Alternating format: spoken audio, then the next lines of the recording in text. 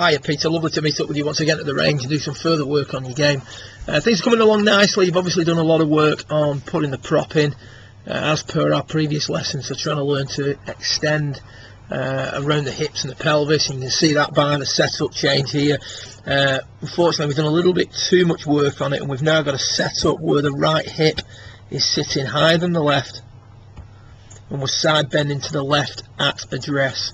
So the first change we made was to get this setup looking a little bit more normal, and we do want some side bend to the right at P1, and we do that by pushing the hips forward rather than dropping the upper axis back, which is what a lot of golfers are doing. So the only change we've made there is to move the hip girdle forward towards the target, and as a result we've turned this side bend to the left into a side bend to the right.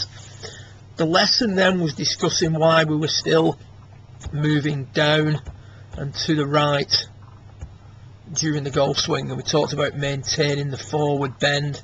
You can see here that that side bend to the left that we've established at setup becomes a side bend to the right because we maintain the forward bend too much during the golf swing. And any player who maintains the forward bend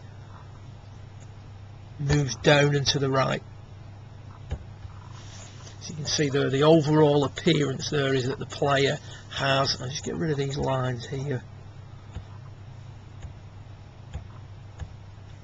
side bended to the right, and we have this big gap between the back of you, if you will,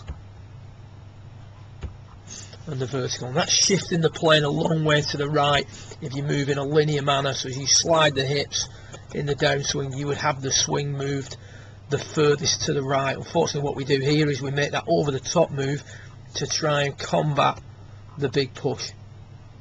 The problem we have is we maintain the forward bend for too long.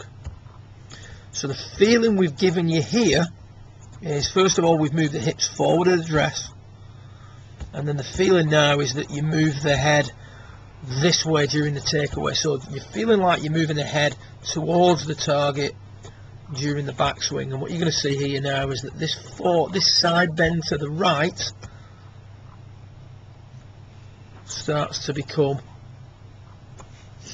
a side bend to the left. So we've not moved off the golf ball as much now, we've still moved down a little bit, and that's largely to do with what the knees are doing. But like I said, I'd sooner get this overall appearance of the side bend to the left before we start working on tidying the leg action up a little bit. So yes, there's a little bit of movement down, but you see there now we're not moving off the ball as much. And then if we do the line down the back of you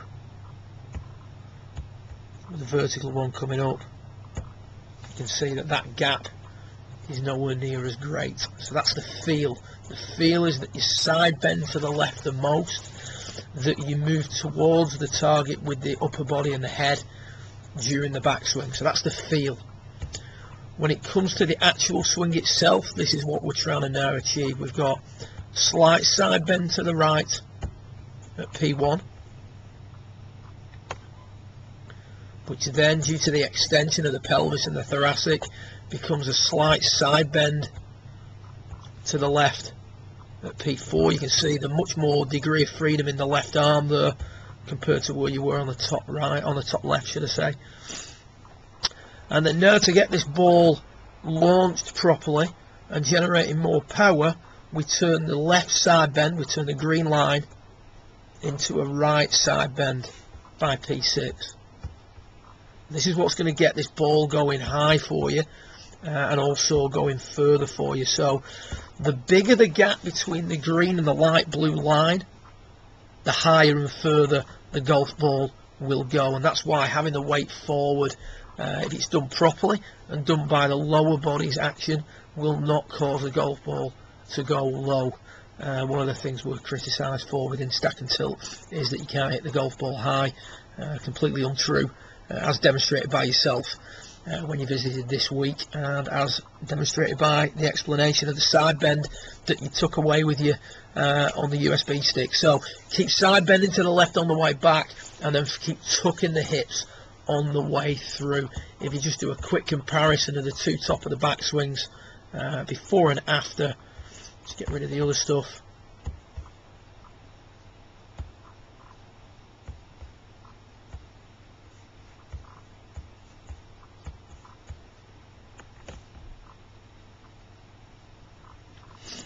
Much fuller, much bigger shoulder turn, much more stretching off of the spine. We talked about the angle of this line on your jacket here, how that changed, and that's the extension of your thoracic, your upper spine. Hips are working in a completely different manner, and this gap here between the back of you and the vertical line, nowhere near as great. So all in all, you've got rid of that forward bend, and you've done it by feeling that you're moving towards the target with your head during the backswing. You can see there that we do a line down from the centre of your shoulder turn. Beg your pardon.